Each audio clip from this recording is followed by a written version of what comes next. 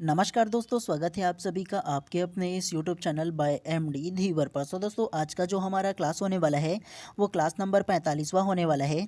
और आज की क्लास का जो हमारा विषय रहने वाला है वो हिंदी भाषा रहने वाला है। और आज की क्लास का जो हमारा टॉपिक रहने वाला है वो मैराथन क्लास टेस्ट सीरीज़ आप लोगों का चौथा रहने वाला है। ठीक है, तो आप लोगों का ना जो हिंदी भाषा का विषय है उसमें से लगभग मैं आप लोगों के लिए 30 प्रश्न लेकर के आया हूँ। और आप लोगों को क्या करना है, जिस प्रकार से सीजी टेट में एग्जाम में पूछा जाता है सेम उसी प्रकार के पैटर्न से क्वेश्चन के लेकर के आया हूँ। तो आप लोगों को ध्यानपूर्वक पढ़ना है और उसके बाद फिर आप लोगों को ना ध्यानपूर्वक पढ़ करके उसका आंसर देना है। और आप लोगों को एकदम ना टेस्ट सीरीज जैसे एक्चुअल एग्जाम होता है सेम उसी प्रकार से ये जो ना टेस्ट सीरीज है उसको आप लोगों को देना है। कोशिश करना है कि आप लोगों को ना मेरे आंसर लेने से पहले खुद आंसर लेना है, क्योंकि जितना प्रैक्टिस करोगे जितना आंसर लगाओगे उतना ही आप लोगों का जो लेवल रहेगा वो मैच्योर रहेगा। और लास्ट में आप लोग जरूर बताइएगा कि इस 30 प्रश्न में आप लोगों का कितना सही हुआ, जरूर एक बार कमेंट करके बताइएगा आप लोग। ठीक है, तो चलिए ज़्यादा बात नहीं करते हैं, सीधा सीधा पढ़ने के ऊपर फोकस करते हैं। तो ध्यानपूर्वक आप लोग पढ़ने के ऊपर ज़्यादा फोकस कीजिए आप लोग। ठीक है, चलिए सबसे पहला आप लोगों को लेना जो अपठित गद्यांश जो आप लोगों के एग्जाम में अधिकतर पूछा जाता है ना, तो मैं भी आप लोगों के लिए अपठित गद्यांश लेकर के हूँ। तो सबसे पहले ये जो अपठित गद्यांश है ना उसको ध्यानपूर्वक पढ़ना है और उसके बाद फिर आप लोगों को इससे रिलेटेड जो प्रश्न पूछूंगा ना उसका आंसर देना है। ठीक है, सबसे पहले निर्देश करके दिया है उसको ध्यान से पढ़िए। 31 से 37 मतलब प्रश्न क्रमांक 31 से लेकर के 37 तक की ना निम्नलिखित कविताओं की पंक्ति को ध्यानपूर्वक पढ़िए तथा पूछे गए प्रश्नों का सही विकल्प चुनकर उत्तर दीजिए। मतलब प्रश्न क्रमांक 30 से लेकर के 37 तक की आप लोगों का ये जो गद्यांश है ना उससे रिलेटेड आप लोगों से प्रश्न पूछा जाएगा। तो सबसे पहले ये जो गद्यांश दिया है उसको ध्यानपूर्वक पढ़ते हैं। तो आप भी पढ़िए, मैं पढ़ दे रहा हूँ, ध्यान से सुनिएगा आप लोग। ठीक है, देश हमें देता है सब कुछ, हम भी तो कुछ देना सीखे। सूरज हमें रोशनी देता, हवा नई जीवन देती। भूख मिटाने को हम सबकी धरती पर होती है खेती। औरों का भी हित हो जिसमें हम भी ऐसा कुछ करना सीखे। पथिकों को जलती दोपहर में पेड़ सदा देती है छाया। खुशबू भरे फूल देती है हम सबको नए फल की माया। त्यागी तरुओं के जीवन से हम भी तो कुछ जीना सीखे। जो अनपढ़ है उन्हें पढ़ाएं, जो चुप है उनको वाणी दे। हम मेहनत की दीप जलाकर नया उजाला करना सीखे। तो आप लोगों को ना ये जो अपठित गद्यांश है उसे एक बार पढ़ लिया ना, और पढ़ना चाहते हो तो ध्यानपूर्वक बीच में स्किप कर लीजिए, मतलब रोक लीजिए, उसके बाद एक बार और पढ़ लीजिए। और उसके बाद ना आप लोगों को 31 से लेकर के 37 तक की इसका आंसर देना है।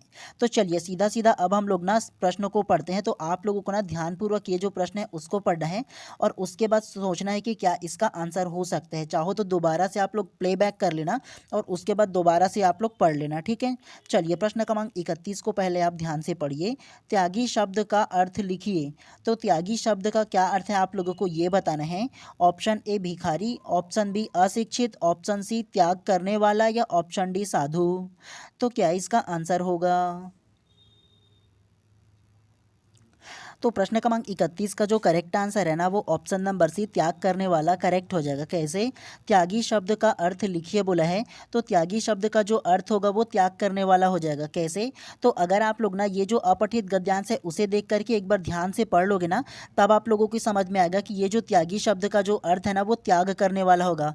जैसे अगर आप लोग अगर कि पढ़ोगे ना तो यहाँ से भी शुरू करोगे तो सूरज हमें रोशनी देती, हवा नया जीवन देती, भूख मिटाने को हम सब धरती पर होती है खेती। तो ये सब के सब क्या कर रहे हैं, त्याग कर रहे हैं ना जी। उसके अलावा ये देखो यहाँ पर त्यागी शब्द लिखा गया है, त्यागी तरुओं के जीवन से हम भी तो कुछ जीना सीखे। तो त्यागी तरुए तो अलग अलग क्या सिखा रहे हैं, दूसरों के प्रति त्याग करने का भाव सिखा रहे हैं ना। तो इस प्रकार से ये जो प्रश्न क्रमांक 31 होगा ना उसका जो आंसर होगा वो ऑप्शन नंबर सी त्याग करने वाला करेक्ट हो जाएगा। चलिए नेक्स्ट प्रश्न को पढ़ते हुए चलते हैं इसी प्रकार से। चलिए प्रश्न क्रमांक 42 को ध्यान से पढ़िए। पथिक शब्द का अर्थ लिखिए। ऑप्शन ए मोह, ऑप्शन बी शिक्षित, ऑप्शन सी सुगंध या ऑप्शन डी राहगीर राह चलने वाला। तो क्या इसका आंसर होगा। तो प्रश्न क्रमांक 32 का जो करेक्ट आंसर होगा ना वो ऑप्शन नंबर डी राहगीर राह चलने वाला करेक्ट हो जाएगा। कैसे, पथिक शब्द का अर्थ लिखिए। तो पथिक शब्द का जो अर्थ होगा वो राहगीर राह चलने वाला ही ना करेक्ट हो जाएगा जी।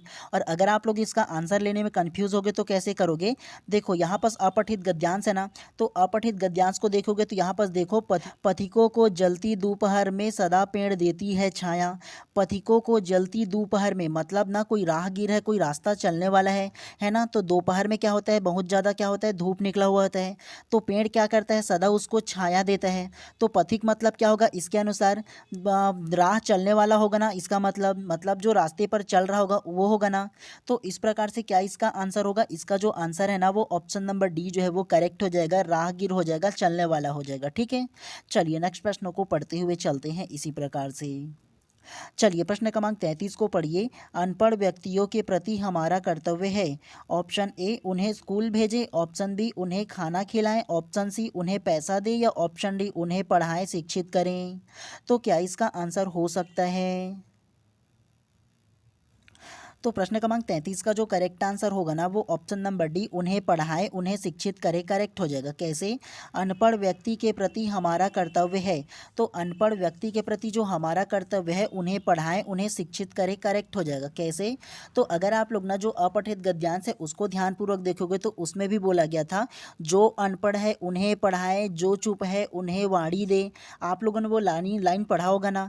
तो जो अनपढ़ है उसे क्या करेंगे, पढ़ाएंगे, जो उन्हें अशिक्षित है तो क्या करेंगे, शिक्षा देंगे। तो यही वो लाइन उसमें कोटेशन दिया गया है। ठीक है, ध्यानपूर्वक देखोगे तो आप लोगों को पता चल जाएगा। आप लोगों को ना एक बार क्या करना है, जो अपठित गद्यांश है उसको ध्यानपूर्वक पढ़ना है। भले ही उसको पढ़ने में 1 से 1.5 मिनट लग जाए, चल जाएगा, लेकिन आंसर आप लोगों को ऐसे गलत नहीं होना चाहिए, क्योंकि ये आप लोगों का प्लस पॉइंट होता है। प्रश्न भी उसी में होता है, उत्तर भी उसी में होता है, तो ध्यान से आप लोगों को पढ़ना होता है। तो इस प्रकार से प्रश्न क्रमांक 33 का जो करेक्ट आंसर है ऑप्शन नंबर डी जो है वो करेक्ट हो जाएगा। चलिए नेक्स्ट प्रश्न को पढ़ते हुए चलते हैं इसी प्रकार से। चलिए प्रश्न क्रमांक 34 को पढ़िए। धरती से हमें क्या क्या प्राप्त होता है? ऑप्शन ए विभिन्न प्रकार के खाद्यान्न, ऑप्शन बी पत्थर, ऑप्शन सी पानी या ऑप्शन डी मृदा। तो क्या इसका आंसर होगा? तो प्रश्न क्रमांक 34 का जो करेक्ट आंसर होगा ना वो ऑप्शन नंबर है, विभिन्न प्रकार के खाद्यान्न, करेक्ट हो जाएगा। कैसे? धरती से हमें क्या क्या प्राप्त होता है? तो धरती से हमें जो प्राप्त होता है वो विभिन्न प्रकार के खाद्यान्न ही ना प्राप्त होगा। और हम लोगों ने अपठित गद्यांश में क्या पढ़ा था? आप लोगों को बताया था ना कि सूरज हमें रोशनी देता है, हवा नया जीवन देती है, भूख मिटाने को हम सबकी धरती पर होती है खेती। आप लोगों को ये बताया था ना। तो इसमें क्या होगा, भूख मिटाने के लिए क्या होता है जी, धरती पर खेती होता है, और खेती से क्या प्राप्त होता है, विभिन्न प्रकार के खाद्यान्न प्राप्त होता है। तो इस प्रकार से प्रश्न क्रमांक 34 का जो करेक्ट आंसर है ऑप्शन नंबर ए जो है वो करेक्ट हो जाएगा। चलिए नेक्स्ट प्रश्न को पढ़ते हुए चलते हैं। तो चलिए प्रश्न क्रमांक 35 को अब ध्यान से पढ़िए। पेड़ हमारी सेवा किस प्रकार करते हैं? ऑप्शन ए विभिन्न प्रकार के खाद्यान्न देते हैं, ऑप्शन बी प्रकाश देते हैं, ऑप्शन सी वर्षा देते हैं या ऑप्शन डी खुशबूदार फूल, मीठे फल, राहगीरों को शीतल छाया प्रदान करके पेड़ मानव की सेवा करते हैं। तो क्या इसका आंसर हो सकता है? तो प्रश्न क्रमांक 35 का जो करेक्ट आंसर होगा ना वो ऑप्शन नंबर डी जो है वो करेक्ट हो जाएगा। खुशबूदार फूल, मीठे फल, राहगीरों को शीतल छाया प्रदान करके पेड़ मानव की सेवा करते हैं, करेक्ट हो जाएगा। कैसे? पेड़ हमारी सेवा किस प्रकार करता है? तो पेड़ जो हमारी सेवा करता है वो क्या करता है, खुशबूदार फूल देता है, फल देता है, राहगीरों को शीतल छाया देता है। तो इस प्रकार की मानव की सेवा करता है। ठीक है, तो इस प्रकार से 35 का जो करेक्ट आंसर है ना ऑप्शन नंबर डी हो जाएगा। चलिए नेक्स्ट प्रश्न को पढ़ते हैं इसी प्रकार से। आप लोगों को बता रहा हूँ ना, अगर अपठित गद्यांश पूछा जाएगा ना आप लोगों के प्रश्न में ना, तब आप लोगों के लिए वो प्लस पॉइंट है, मतलब आप लोगों को प्रश्न भी वही में रहता है, आंसर भी वही में रहता है, तो आप लोगों के लिए क्या है जी, वो बोनस मार्क्स है ना जी।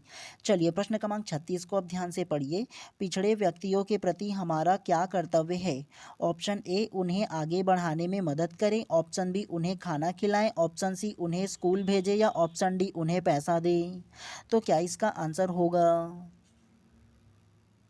तो प्रश्न क्रमांक 36 का जो करेक्ट आंसर है ना वो ऑप्शन नंबर है, उन्हें आगे बढ़ाने में मदद करे, करेक्ट हो जाएगा। कैसे? पिछड़े व्यक्ति के प्रति हमारा कर्तव्य क्या है? तो हमारा जो कर्तव्य है पिछड़े हुए व्यक्तियों के प्रति ना, तो उन्हें आगे बढ़ाने में मदद करे, इसका पॉजिटिव आंसर हो जाएगा। ठीक है, तो इस प्रकार से प्रश्न क्रमांक 36 का जो करेक्ट आंसर है ऑप्शन नंबर ए जो है वो करेक्ट हो जाएगा। चलिए नेक्स्ट प्रश्न को पढ़ते हुए चलते हैं इसी प्रकार से।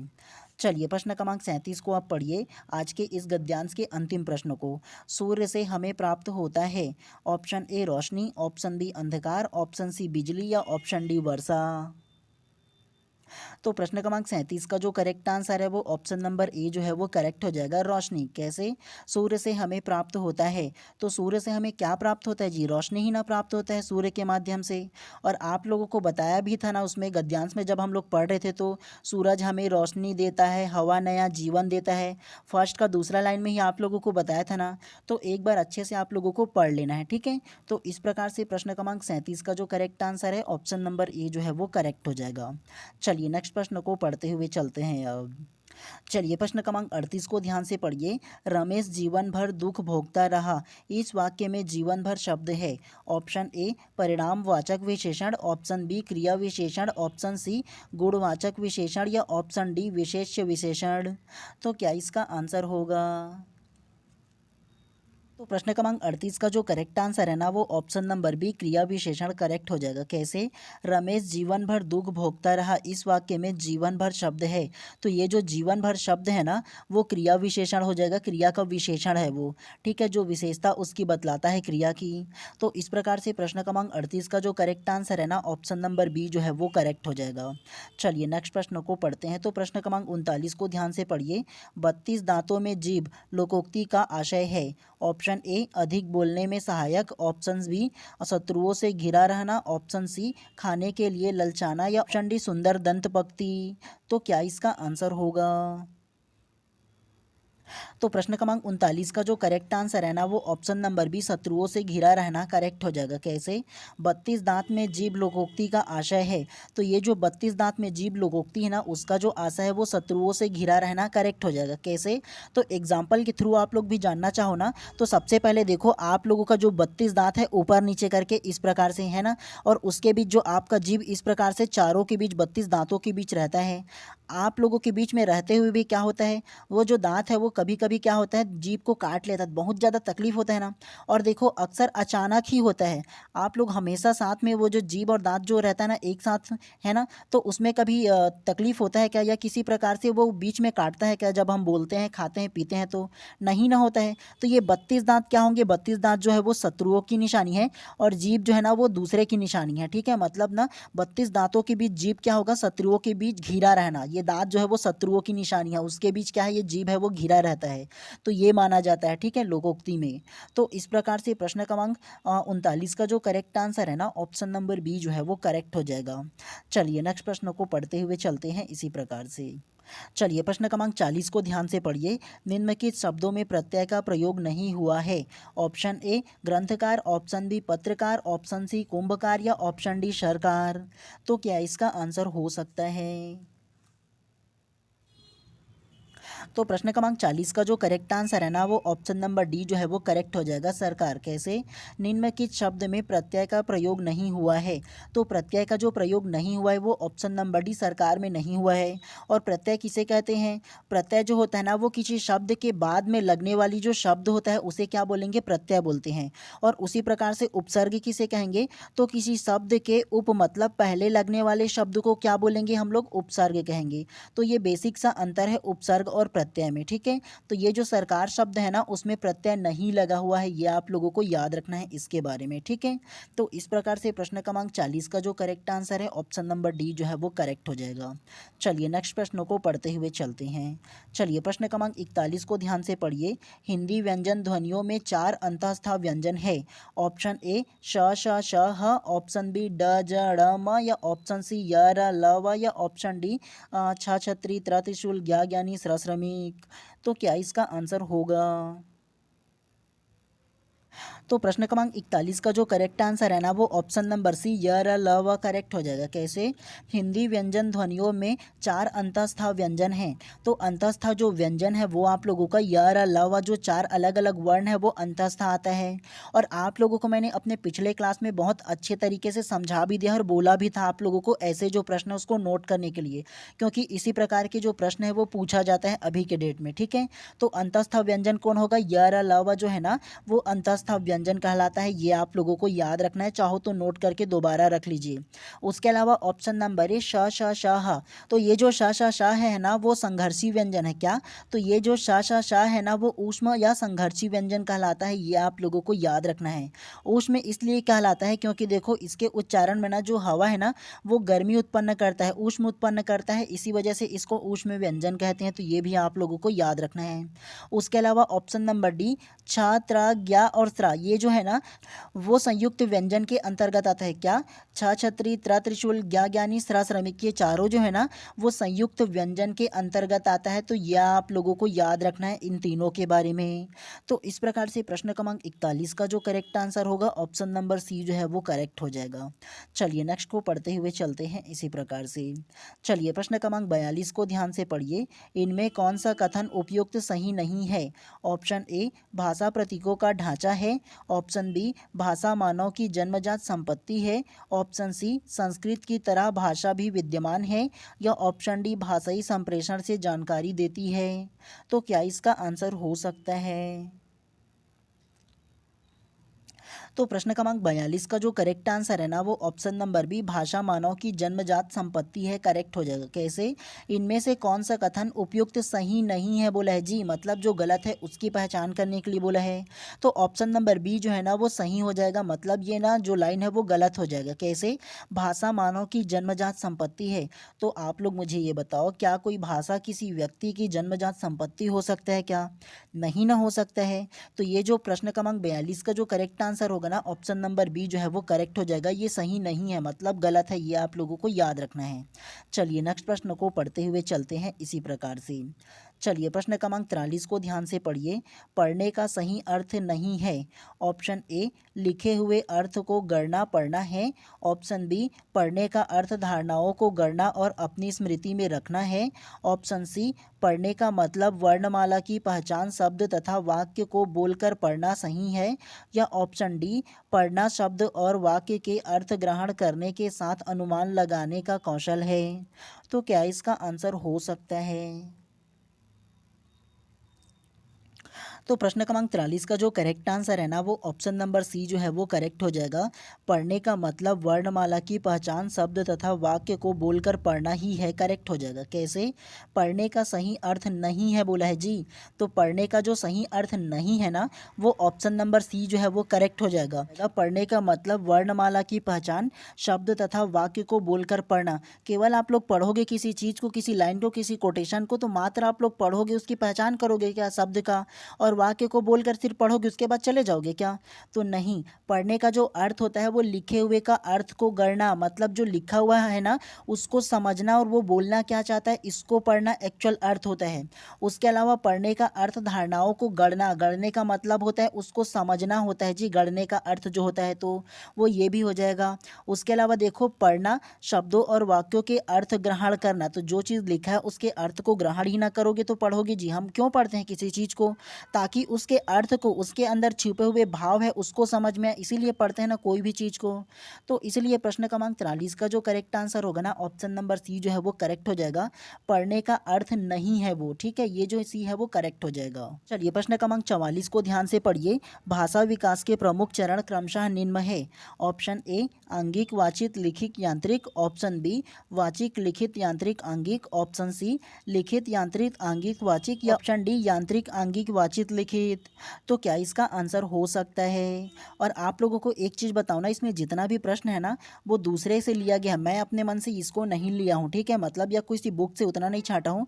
मतलब जो मैं टेस्ट सीरीज दिलाने जाता हूँ ना तो वहाँ से जो प्रश्न मेरे को मिलता है वो कुछ कुछ प्रश्नों को ऐड करता हूँ आप लोगों को, ठीक है। तो इसलिए आप लोगों को ना ये सारा चीज़ मैं आप लोगों को पहले भी पढ़ा चुका हूँ, मेरे क्लास को अगर कंटिन्यू ज्वाइन किए होंगे तो आप लोगों को पता होगा इसके बारे में।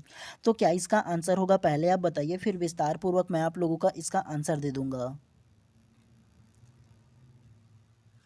तो प्रश्न क्रमांक 44 का जो करेक्ट आंसर है ना वो ऑप्शन नंबर है आंगिक, वाचिक, लिखित और यांत्रिक करेक्ट हो जाएगा। कैसे? भाषा विकास के प्रमुख चरण क्रमशः निम्न है। तो भाषा विकास के जो चरण होंगे ना वो सबसे पहले आंगिक हो जाएगा, दूसरा वाचिक हो जाएगा, तीसरा लिखित हो जाएगा और चौथा यांत्रिक हो जाएगा। आंगिक का अगर कहीं आप लोगों को मतलब बताऊँ ना तो आंगिक का मतलब होता है शारीरिक क्रिया, हाव भाव, आंखों के इशारे से, मतलब ना विभिन्न प्रकार की मुद्राओं के माध्यम से जब आप ना किसी को बताते हो शारीरिक हाव भाव के माध्यम से तो वो क्या कहलाएगा? आंगिक कहलाता है। दूसरा वाचिक होता है। वाचिक का क्या मतलब होता है ये बताओ ना। तो ध्वनि और शब्दों के माध्यम से बोल करके जब आप दूसरे से संप्रेषण करते हो, बात करते हो, अपने विचार, अपने भावनाओं को व्यक्त करते हो ना तो वो क्या कहलाता है? वाचिक कहलाता है। तीसरा लिखित, मतलब लिखित रूप में आप लोगों को ना अपनी जो हाव भाव को बताते हो, मतलब अपने विचार को दूसरे के सामने व्यक्त करते हो तो वो क्या कहलाएगा? लिखित कहलाएगा। और उसके अलावा अंतिम में आएगा यांत्रिक। यांत्रिक का जो मतलब होता है वो तकनीकी के माध्यम से, जैसे टेलीविज़न, कंप्यूटर, इंटरनेट आदि का उपयोग करके जब आप लोग भाषा का संचार करते हो जिसमें भाषा की सजीवता और उसमें जो ना सराहनीयता आता है ना तो वो क्या कहलाएगा? यांत्रिक आ जाएगा। और इसमें क्या होगा? तकनीकी के माध्यम से आप संवाद करते हो तो ये कहलाएगा। ठीक है, तो इस प्रकार से भाषा के विकास की जो प्रमुख चरण होगा वो आंगिक होगा, फिर वाचिक होगा, फिर लिखित होगा, फिर यांत्रिक हो जाएगा। तो इस प्रकार से प्रश्न क्रमांक 44 का जो करेक्ट आंसर है ऑप्शन नंबर ए जो है वो करेक्ट हो जाएगा।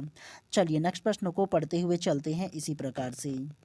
चलिए प्रश्न क्रमांक 45 को ध्यान से पढ़िए। कक्षा पहली में पढ़ने वाली गरिमा अक्सर ड वाले शब्द को गलत तरीके से बोलती है, आप क्या करेंगे? ऑप्शन ए, उसे ड वाले शब्दों को सीडी सुनने के लिए। ऑप्शन बी, उसे ड वाले शब्द की सूची देंगे। ऑप्शन सी, उसे ड वाले शब्दों को अपने पीछे पीछे दोहराने के लिए कहेंगे। या ऑप्शन डी, स्वयं ड वाले शब्दों को सहज भाव से उसके समक्ष प्रस्तुत कर उसे धैर्यपूर्वक बोलने का अभ्यास कराएंगे। तो क्या इसका आंसर हो सकता है? तो प्रश्न क्रमांक 45 का जो करेक्ट आंसर होगा ना वो ऑप्शन नंबर डी जो है वो करेक्ट हो जाएगा। स्वयं ड वाले शब्द को सहज भाव से उसके समक्ष प्रस्तुत कर उसे धैर्यपूर्वक बोलने का अभ्यास कराएंगे, करेक्ट हो जाएगा। कैसे? कक्षा पहली में पढ़ने वाली गरिमा अक्सर ड वाले शब्द को गलत तरीके से बोलती है, आप क्या करेंगे? तो एक शिक्षक के रूप में आप उस बच्चे को बोलेंगे कि मैं इस ड वाले शब्द को सहज भाव से आपको बता रहा हूँ, आप ध्यानपूर्वक सुनिए और बोलने की कोशिश कीजिए धैर्यपूर्वक। आप इसी प्रकार चीज़ ना बोलेंगे। और अगर प्रश्न पॉजिटिव बोला है तो आंसर भी आप लोग पॉजिटिव लेंगे ना जी। हैं, आप ये बताओ कि उस छोटे से बच्चे को पहली कक्षा में जो पढ़ रहा है उसे सीडी सुनने के लिए बोलेंगे क्या? नहीं ना बोलेंगे। उसके अलावा उस शब्द की सूची दोगे क्या आप? पहली कक्षा में वो खुद बच्चा ढंग से शब्द को बोलना नहीं जानता है, वो उसको सूची दोगे बोलने के लिए? तो ये भी नहीं होगा। आप बताओ उसे ड वाले शब्द को अपने पीछे दोहराने के लिए कहोगे, मतलब आप उसको रटवाओगे क्या? तो ये भी नहीं करोगे। ओनली जो पॉजिटिव आंसर होगा वो ऑप्शन नंबर डी ही आप लोगों को नज़र आ रहा होगा। तो ऐसे ही आप लोगों को आंसर लेना है, आप दो तरीके से ले सकते हो। ठीक है, चलिए नेक्स्ट प्रश्न को पढ़ते हुए चलते हैं इसी प्रकार से। तो चलिए प्रश्न क्रमांक 46 को पढ़िए। निम्नलिखित में से अशुद्ध वाक्य क्या है? ऑप्शन ए, मैं तुझे एक घड़ी दूंगा। ऑप्शन बी, अभियोग लगाया जाता है। ऑप्शन सी, इस कक्षा में सबसे कौन अच्छा छात्र है। या ऑप्शन डी, जीवन और साहित्य का घनिष्ठ संबंध है। तो क्या इसका आंसर होगा? तो प्रश्न क्रमांक 46 का जो करेक्ट आंसर है ना वो ऑप्शन नंबर सी जो है वो करेक्ट हो जाएगा। इस कक्षा में सबसे कौन अच्छा छात्र है, करेक्ट हो जाएगा। कैसे? निम्नलिखित में से अशुद्ध वाक्य क्या है? तो अशुद्ध वाक्य जो होगा वो ऑप्शन नंबर सी ही ना हो जाएगा जी। अगर आप लोग इसको पढ़ोगे भी तो आप लोगों को पढ़ने में भी थोड़ा सा अटपटा लगेगा। कैसे? इस कक्षा में सबसे कौन अच्छा छात्र है, तो ये कौन तो सब पहले लग गया जी, पहले नहीं होगा। इसका जो शुद्ध वाक्य होगा वो क्या होगा? इस कक्षा में सबसे अच्छा छात्र कौन है। कैसे? तो इस कक्षा में सबसे अच्छा छात्र कौन है, तो ये जो कौन होगा ना वो यहाँ पर लगेगा तब ये शुद्ध वाक्य होगा, लेकिन पहले लगा दिया गया है कौन को, तो ये जो वाक्य है ना वो अशुद्ध हो जाएगा। ठीक है, तो इस प्रकार से प्रश्न क्रमांक 46 का जो करेक्ट आंसर होगा ऑप्शन नंबर सी जो है ना वो करेक्ट हो जाएगा। चलिए नेक्स्ट प्रश्न को पढ़ते हुए चलते हैं इसी प्रकार से। चलिए प्रश्न क्रमांक 47 को ध्यान से पढ़िए। हिंदी में प्रचलित विराम चिन्ह के प्रकार व उससे संबंधित विराम चिन्ह को सही मिलान करें। सबसे पहले प्रकार करके दिया है ए समाप्ति सूचक चिन्ह, दूसरा विस्मयादि बोधक चिन्ह, तीसरा अर्ध विराम चिन्ह और चौथा तुल्यता सूचक चिन्ह। उसके अलावा ये जो विराम चिन्ह की जो ना नंबर दिया ना सीरीज, वो इसमें गलत दिया हुआ है। ठीक है, आप लोगों को केवल ये जो चिन्ह दिया है ना अलग अलग करके उसको ध्यान देना है, उसके नंबर पे आप लोगों को गौर नहीं करना है। ठीक है, क्योंकि ना इसके नंबर जो है उसमें थोड़ा सा त्रुटि है, इसके वजह से अगर आप सही भी आंसर इसमें लगाओगे ना तो इसमें ऑप्शन में आप लोगों को वो आंसर नज़र नहीं आएगा। तो आप लोगों को क्या करना है, सबसे पहले आप लोगों को ये जो दिया है ना उसको देखना है, ये थ्योरी को, और उसके बाद ना उसके स्थान पर जो सही आंसर है अपने पेन और कॉपी में लिख करके प्रैक्टिस कीजिए आप लोग। और उसके बाद ना मैं आप लोगों को सही आंसर बताऊंगा। तो आप लोगों को ज़्यादा टाइम चाहिए तो स्किप कर लीजिए, रोक लीजिए, उसके बाद बताइए क्या इसका आंसर हो सकता है अपने अनुसार। उसके बाद मैं आप लोगों को विस्तार पूर्वक इसका आंसर दूंगा। ठीक है, लेकिन आप खुद से प्रैक्टिस कीजिए, क्योंकि इसका आंसर क्या होगा, इसका आंसर क्या होगा, इसका मतलब समाप्ति सूचक चिन्ह कौन सा है, विस्मयादि बोधक चिन्ह कौन सा है, तुल्यता बोधक चिन्ह कौन सा है। तो उसके सामने इस प्रकार से अलग अलग लिख करके प्रैक्टिस कीजिए अगर आप लोगों को पता होगा तो, और नहीं पता होगा तो वेट कीजिए, मैं आप लोगों को बताऊंगा कुछ टाइम के बाद। तो प्रश्न क्रमांक 47 का जो करेक्ट आंसर होगा ना वो अलग से हो जाएगा। मैं आप लोगों को बताता हूँ इसका क्या आंसर होगा। ठीक है, ये जो ABCD करके दिया है ना, इन चारों में इसका ऑप्शन नहीं है। ठीक है, थोड़ा सा इसमें मिस्टेक हुआ है। कैसे, तो सबसे पहले प्रकार करके दिया है, ऑप्शन ए करके दिया है। पहला देखो समाप्ति सूचक चिन्ह, तो समाप्ति सूचक चिन्ह कौन सा होगा, तो समाप्ति सूचक जो चिन्ह होगा वो दूसरा हो जाएगा, मतलब ए का दूसरा जो है वो समाप्ति सूचक चिन्ह हो जाएगा। और ऑप्शन में देखोगे तो ए का दूसरा इसमें दिया ही नहीं गया है, तो इसीलिए आप लोगों को बोला। आप लोगों ने कोई भी अगर टॉपिक को पढ़ा होगा या पार्ट को पढ़ा होगा तो पार्ट के लास्ट में आप लोगों ने इस प्रकार के जो चिन्ह है वो देखा होगा ना, वो समाप्ति सूचक चिन्ह कहलाता है। उसके अलावा बी को पढ़ो, विस्मयादि बोधक चिन्ह, तो विस्मयादि बोधक जो चिन्ह है वो कौन सा होगा, चौथा हो जाएगा। तो देखो बी का क्या होगा, बी का जो होगा वो चौथा हो जाएगा, विस्मयादि बोधक चिन्ह। हम लोग क्या करते हैं, अपनों से बड़ी का जब अभिवादन करते हैं ना तो उसमें क्या लगता है, विस्मयादि बोधक चिन्ह लगता है। आप लोगों को मैंने थ्योरी क्लास जब पढ़ाया था ना विभिन्न प्रकार के चिन्हों की पहचान में, तो वो भी आप लोगों को अच्छे से समझा दिया था। उसके अलावा सी को देखो, अर्धविराम, तो अर्धविराम कौन सा होगा, तो अर्धविराम ये तीसरा ही हो जाएगा। क्या, तो सी का क्या होगा, तीसरा हो जाएगा, अर्धविराम है ये, है ना। तो देखो अर्धविराम किस में लगता है, जब हम लोग कोई वाक्य को पढ़ते हैं तो वाक्य को पढ़ते पढ़ते अगर कुछ टाइम के लिए रुकना होता है तो वो क्या है, अर्धविराम चिन्ह का प्रयोग किया जाता है। और पूर्ण विराम ऐसे पूरा होता है जहाँ पर पूरी तरह से रुक जाते हैं हम लोग।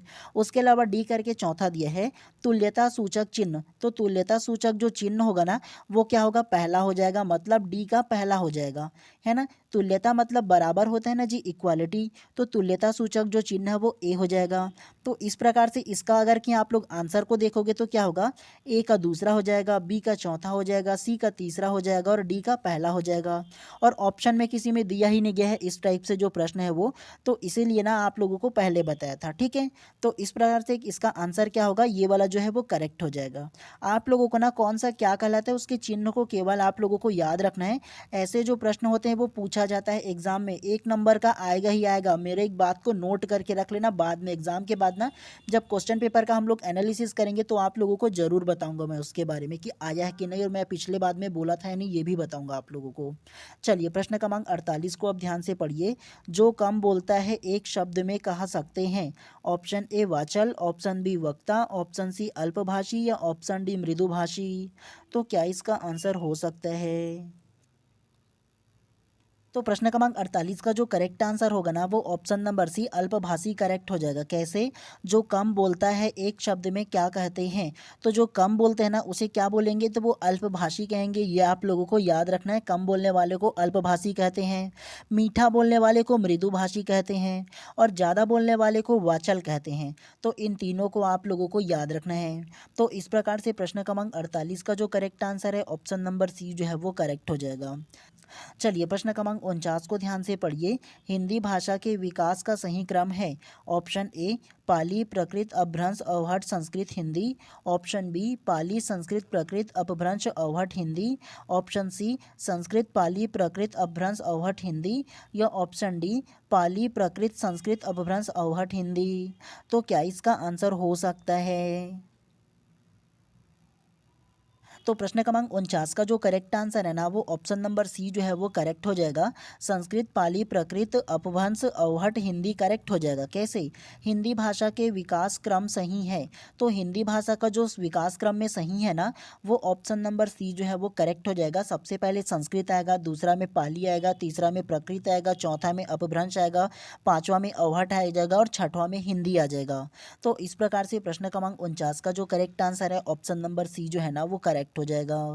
चलिए नेक्स्ट को पढ़ते हुए चलते हैं। तो चलिए प्रश्न क्रमांक 50 को पढ़िए। निश्चयवाचक सर्वनाम का उदाहरण है।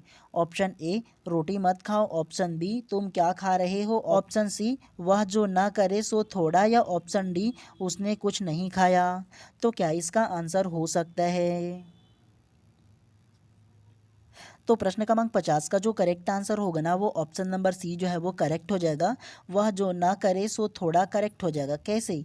निश्चयवाचक सर्वनाम का उदाहरण है, तो निश्चयवाचक जो सर्वनाम है ना वह जो ना करे सो थोड़ा, ये जो है ना वो निश्चयवाचक सर्वनाम का उदाहरण है। तो इस प्रकार से प्रश्न क्रमांक 50 का जो करेक्ट आंसर होगा ना ऑप्शन नंबर सी जो है वो करेक्ट हो जाएगा। उसके अलावा ऑप्शन ए रोटी मत खाओ, तो ये निश्चय है क्या? कुछ नहीं है। उसके अलावा तुम क्या खा रहे हो, कुछ पता चल रहा है क्या? ये तो क्वेश्चन मार्क हो जाएगा, प्रश्नवाचक, तो ये भी नहीं होगा। उसने कुछ नहीं खाया, तो किसने नहीं खाया और क्या नहीं खाया, ये क्या हो रहा है? तो ये भी निश्चय नहीं बोल रहा है, तो निश्चय जो होगा वो ऑप्शन नंबर सी हो जाएगा। चलिए नेक्स्ट प्रश्नों को पढ़ते हुए चलते हैं। चलिए प्रश्न क्रमांक 51 को पढ़िए। निम्नलिखित में कौन सा कथन अपठित गद्यांश के संबंध में गलत है? ऑप्शन ए अपठित गद्यांश का शीर्षक दिए गए अंश से पृथक होना चाहिए, ऑप्शन बी दिए गए अपठित गद्यांश का शीर्षक भी सामान्य पूछा जाता है, ऑप्शन सी दिए गए अपठित गद्यांश के कुछ अंश के भाव स्पष्ट करने संबंधी प्रश्न भी सामान्य पूछे जाते हैं, या ऑप्शन डी अपठित गद्यांश विषय कुछ प्रश्न पूछे जाते हैं। तो क्या इसका आंसर हो सकता है? तो प्रश्न क्रमांक 51 का जो करेक्ट आंसर है ना वो ऑप्शन नंबर ए जो है वो करेक्ट हो जाएगा। अपठित गद्यांश का शीर्षक दिए गए अंश से पृथक होना चाहिए, करेक्ट हो जाएगा। कैसे? निम्नलिखित में से कौन सा कथन अपठित गद्यांश के संबंध में गलत है, बोला है जी। तो अपठित गद्यांश के संबंध में जो गलत है वो ऑप्शन नंबर ए हो जाएगा। अपठित गद्यांश का शीर्षक दिए गए अंश से पृथक होना चाहिए, ये गलत है। कैसे? तो अभी आप लोगों को शुरुआती में मैंने अपठित गद्यांश दिया था ना, और अपठित गद्यांश में प्रश्न जहाँ से मैं पूछा था उसी में ही आंसर भी था ना आप लोगों का। मतलब अपठित गद्यांश जो है ना वो ऐसे दिए जाते हैं जिसमें प्रश्न भी होता है और उत्तर भी उसी में से ही रिलेटेड होता है, बाहर से अलग से नहीं पूछा जाता। और इसमें बोला है पृथक होना चाहिए, बोला है अंश से, मतलब जो अपठित गद्यांश दिया है वो अंश से पृथक होना चाहिए, अलग होना चाहिए बोला है, तो ये तो गलत हो जाएगा ना जी पूर्णतः। तो इस प्रकार से प्रश्न क्रमांक 51 का जो करेक्ट आंसर है ऑप्शन नंबर ए जो है वो करेक्ट हो जाएगा। चलिए नेक्स्ट को पढ़ते हुए चलते हैं इसी प्रकार से। चलिए प्रश्न क्रमांक 52 को ध्यान से पढ़िए। शुक्र ग्रह को भोर का तारा और संध्या तारा भी कहा जाता है। अर्थ ग्रहण की दृष्टि से इन तीनों के प्रयोग के अर्थ विभिन्न को किसी बच्चे को किस प्रकार से समझाना उचित होगा? ऑप्शन ए संदर्भ एवं बोध दोनों दृष्टि से, ऑप्शन बी मात्रा बोध की दृष्टि से, ऑप्शन सी मात्रा संदर्भ की दृष्टि से, या ऑप्शन डी इनमें से कोई नहीं।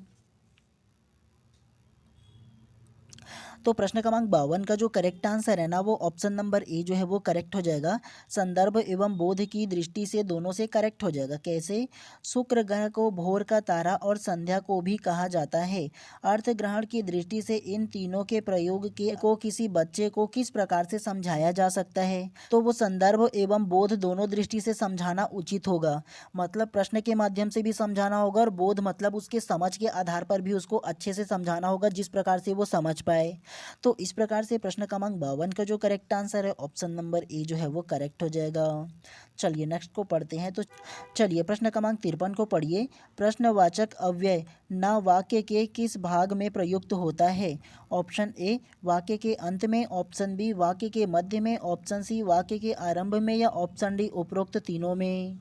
तो क्या इसका आंसर हो सकता है? तो प्रश्न क्रमांक 53 का जो करेक्ट आंसर है ना वो ऑप्शन नंबर ए वाक्य के अंत में करेक्ट हो जाएगा। कैसे? प्रश्नवाचक अव्यय ना वाक्य के किस भाग में प्रयुक्त होता है? तो प्रश्नवाचक जो अव्यय है ना वो कौन से भाग में उपयुक्त होता है, मतलब प्रयोग होता है, तो वो वाक्य के अंत में प्रयोग होता है। ये आप लोगों को याद रखना है, ठीक है। चलिए नेक्स्ट को पढ़ते हैं इसी प्रकार से। चलिए प्रश्न क्रमांक 54 को पढ़िए। जो शब्दांश शब्द के पहले लगकर उसका अर्थ बदल देते हैं वे खाली स्थान कहलाते हैं। ऑप्शन ए उपसर्ग, ऑप्शन बी संधि, ऑप्शन सी प्रत्यय या ऑप्शन डी समास। तो प्रश्न क्रमांक 54 का जो करेक्ट आंसर है ना वो ऑप्शन नंबर ए उपसर्ग करेक्ट हो जाएगा। कैसे? जो शब्दांश शब्द के पहले लगकर उसका अर्थ बदल देते हैं वे कहलाते हैं, तो उपसर्ग कहलाते हैं ना जी। और आप लोगों को अब भी जस्ट बताना कि उपसर्ग किसे कहते हैं और प्रत्यय किसे कहते हैं। उपसर्ग जो होता है वे शब्द जो किसी शब्द के पहले आकर के जुड़ता है तो उसे उपसर्ग बोलेंगे। और प्रत्यय किसे बोलेंगे? तो प्रत्यय वे शब्द होते हैं जो किसी शब्द के बाद में मतलब अंत में जुड़ते हैं तो उसे क्या बोलेंगे? प्रत्यय बोलेंगे। तो इन दोनों को आप लोगों को याद रखना है, उपसर्ग पहले जुड़ता है और प्रत्यय बाद में जुड़ता है। तो इस प्रकार से 54 का जो करेक्ट आंसर है ऑप्शन नंबर ए जो है वो करेक्ट हो जाएगा। चलिए नेक्स्ट को पढ़ते हैं। तो चलिए प्रश्न क्रमांक 55 को पढ़िए। वाक्य के कौन से अंग होते हैं, संभावित उत्तर चुनकर लिखिए। ऑप्शन ए उद्देश्य और विधेय, ऑप्शन बी प्रश्न सूचक और विस्मयादि सूचक, ऑप्शन सी अल्प विराम और पूर्ण विराम, या ऑप्शन डी सरल वाक्य और संयुक्त वाक्य।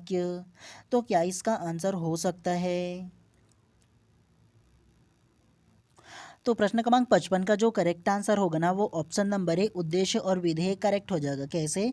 वाक्य के कौन से अंग होते हैं? तो वाक्य के जो अंग होते हैं ना वो पहला उद्देश्य होता है और दूसरा विधेय होता है।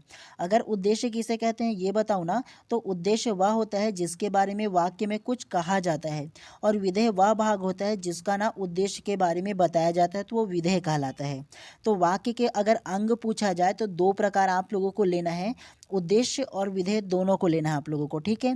और अगर पूछा जाए कि वाक्य के कितने प्रकार होते हैं, तो वाक्य के जो प्रकार होते हैं वो 3 प्रकार के होते हैं। कौन कौन सा? सबसे पहला सरल वाक्य, दूसरा मिश्र वाक्य और तीसरा संयुक्त वाक्य। तो वाक्य के प्रकार 3 होते हैं और अंग 2 होते हैं, तो इन दोनों को आप लोगों को याद रखना है। चलिए नेक्स्ट प्रश्न को पढ़ते हुए चलते हैं इसी प्रकार से। चलिए प्रश्न क्रमांक 56 को अब ध्यान से पढ़िए। भाषाई कौशल के आकलन के संबंध में सत्य कथन है। ऑप्शन ए भाषाई आकलन में मातृभाषा का स्थान नहीं देना चाहिए, ऑप्शन बी भाषा का आकलन केवल पाठ्य पुस्तक संबंधित होना चाहिए, ऑप्शन सी भाषाई कौशल को अन्य विषय की कक्षा में भी परखा जा सकता है, या ऑप्शन डी आकलन केवल छात्र के लिए उपयोगी होता है। तो क्या इसका आंसर हो सकता है? तो प्रश्न क्रमांक 56 का जो करेक्ट आंसर है ना वो ऑप्शन नंबर सी जो है वो करेक्ट हो जाएगा। भाषाई कौशल को अन्य विषय की कक्षा में भी परखा जा सकता है, करेक्ट हो जाएगा। कैसे? भाषाई कौशल के आकलन के संबंध में सत्य कथन है। तो भाषाई कौशल के जो आकलन के संबंध में जो सत्य होगा वो भाषाई कौशल को अन्य विषय की कक्षा में भी परखा जा सकता है। मान के चलो कोई विषय में आप लोगों ने कुछ सीखा, मान के चलो विज्ञान में आप लोग किसी प्रैक्टिकल के बारे में सीखा, तो प्रैक्टिकल के बारे में जो आपका नॉलेज होगा उसी नॉलेज को आप लोग क्या करोगे? दूसरे विषय में भी उपयोग करने की कोशिश करोगे आप लोग, है ना। ठीक उसी प्रकार से भाषाई कौशल में भी होता है, ठीक है। तो इस प्रकार से प्रश्न क्रमांक 56 का जो करेक्ट आंसर है ऑप्शन नंबर सी जो है वो करेक्ट हो जाएगा। चलिए नेक्स्ट प्रश्न को पढ़ते हुए चलते हैं इसी प्रकार से। चलिए प्रश्न क्रमांक 57 को पढ़िए। थोड़ा सा आप लोगों को छोटा नजर आ रहा होगा, इस प्रश्न में एडजस्ट कर लीजिएगा, ठीक है। सूची 1 में 4 समासिक पद एवं सूची 2 में संबंधित समास के नाम दिए हैं। सूची 1 को मिलान सूची 2 से कीजिए तथा नीचे दिए कूट के से सही उत्तर चुनिए। सूची 1 में दिया है उसको पढ़िए। ए करके दिया है त्रिभुज, बी करके दिया है त्रिपुरारी, सी करके दिया है भाई भाई और डी करके दिया है भाई बहन। उसी प्रकार से सूची दूसरा में पहला हो जाएगा द्वंद्व समास, दूसरा अव्ययी भाव समास, तीसरा बहुव्रीहि समास और चौथा द्विगु समास। Option A, option B, option C या ऑप्शन डी। तो क्या इसका आंसर हो सकता है? तो प्रश्न क्रमांक 57 का जो करेक्ट आंसर है ना वो ऑप्शन नंबर ए जो है वो करेक्ट हो जाएगा। कैसे? चलिए सूची एक को सूची दो से मिलाते हुए चलते हैं, तो ध्यानपूर्वक आप लोग पढ़िएगा, ठीक है। सबसे पहले ए त्रिभुज दिया है, जो त्रिभुज जो होगा ना वो द्विगु समास होगा। उसके अलावा त्रिपुरारी दिया है, तो त्रिपुरारी जो होगा वो कौन सा होगा? बहुव्रीहि समास में आ जाएगा। ठीक उसी प्रकार से सी दिया है, वो किस में आएगा? अव्ययी भाव समास में आ जाएगा। और उसके अलावा भाई बहन दिया है, तो भाई बहन जो होगा वो द्वंद्व समास के अंतर्गत आ जाएगा, ठीक है।